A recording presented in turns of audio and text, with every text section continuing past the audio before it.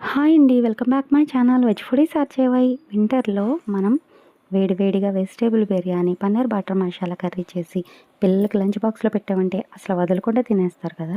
ఇప్పుడు రెసిపీలోకి వెళ్దాం. ముందుగా ఒక మట్టి పాత్ర తీసుకొని అందులో ఒక 2 స్పూన్ల వెన్నపూస కానీ నెయ్యి కానీ వేసుకొని, అందులో 2 స్పూన్ల సన్ఫ్లవర్ ఆయిల్ కూడా వేసుకొని, ఇందులో మసాలా దినుసులన్నీ కూడా యాడ్ చేసుకొని, ఇంకా ఒక కప్పు పొడుగ్గా తురుముకున్న ఉల్లిపాయలు, ఒక 4 పచ్చిమిరపకాయలు కూడా వేసుకొని, ఉల్లిపాయ సాఫ్ట్గా కుక్ అయిన తర్వాత ఇందులోనే వెజిటేబుల్స్, మీకు నచ్చిన వెజిటేబుల్స్ అన్నీ కూడా యాడ్ చేసుకొని మూత పెట్టి మీడియం ఫ్లేమ్లో పెట్టి మగ్గనివ్వాలి. తర్వాత ఇందులో 2 నుండి 3 స్పూన్ల అల్లం వెల్లుల్లి పేస్ట్ కూడా వేసేసుకొని పచ్చివాసన పోయే వరకు బాగా కుక్ చేసి మూత పెట్టి ఒక 3 మినిట్స్ కుక్ అవనివ్వాలి.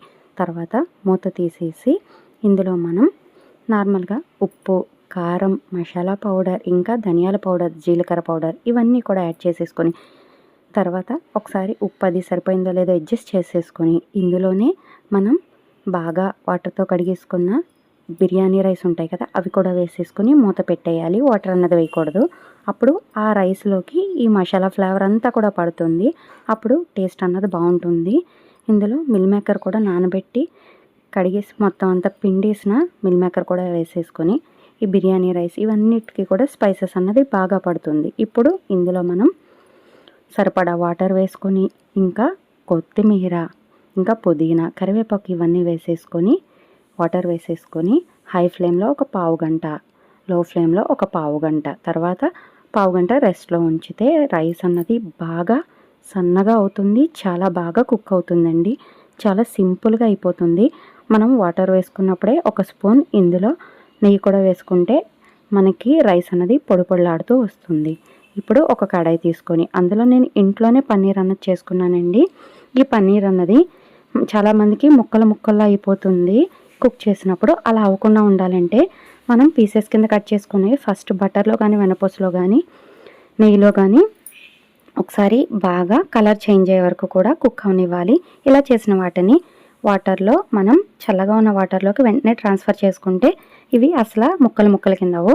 నేను డీటాక్స్ డ్రింక్ అని చెప్పి ఈరోజు ఆరెంజ్ ఇంకా చియా సీడ్స్తో వాటర్ని డే అంతా తీసుకున్నాను. ఇదిగోండి ఇలా అయిన తర్వాత ఫ్లిప్ చేసేసుకొని ఇవన్నీ కూడా కోల్డ్ వాటర్లో వేసేసుకొని పక్కన పెట్టేసి సేమ్ కడాయిలో మనం నార్మల్గా ఉల్లిపాయలు, జీలకర్ర, సోంపు ఇవన్నీ వేసేసుకొని పచ్చిమిరపకాయలు, టమాటాలు, జీడిపప్పు అన్నీ వేసేసుకొని మూత పెట్టేసి మగ్గిన తర్వాత దీన్ని మిక్సీ పట్టేసుకోవాలి.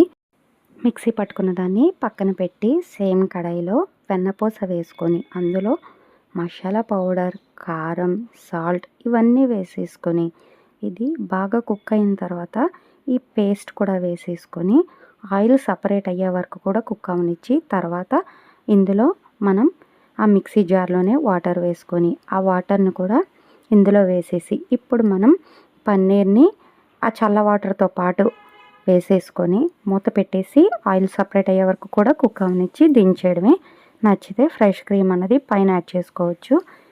చాలా సింపుల్ రెసిపీ అండి. మీరు ట్రై చేయండి. ఏ విధంగా ఉందో కామెంట్ బాక్స్లో కామెంట్ చేయండి. నా ఛానల్ ఎవరైనా కొత్తగా చూసినట్లయితే సబ్స్క్రైబ్ చేయండి, పక్కన ఉన్న బెల్ ఐకాన్ క్లిక్ చేయండి. మీ ఫ్రెండ్స్కి, రిలేటివ్స్కి కూడా నా వీడియోస్ని షేర్ చేయండి. మీకు ఏదైనా కుకింగ్ వీడియో కానీ, బేకింగ్ వీడియో కానీ, స్టార్టర్ కానీ ఏ వీడియో కావాలన్నా కూడా కామెంట్ చేయండి. నేను చేసి అప్లోడ్ చేయడానికి ట్రై చేస్తాను. ఒకరు కంద ఫ్రై అడిగారండి, అది నేను నెక్స్ట్ వచ్చే వీడియోస్లో అప్లోడ్ చేస్తానండి. థ్యాంక్స్ ఫర్ కామెంట్ అండి. ఇంకెవరన్నా కూడా ఏమైనా వీడియోస్ కావాలంటే తప్పక కామెంట్ చేయండి. చూసారు కదండి ఎంత కలర్ఫుల్గా ఉందో. కర్రీ దించే ముందు కొంచెం కొత్తిమీర, కరివేపాకు వేసుకొని దించేయనండి. చాలా సింపుల్ కదండి. ట్రై చేయండి, కామెంట్ చేయడం మర్చిపోకండి.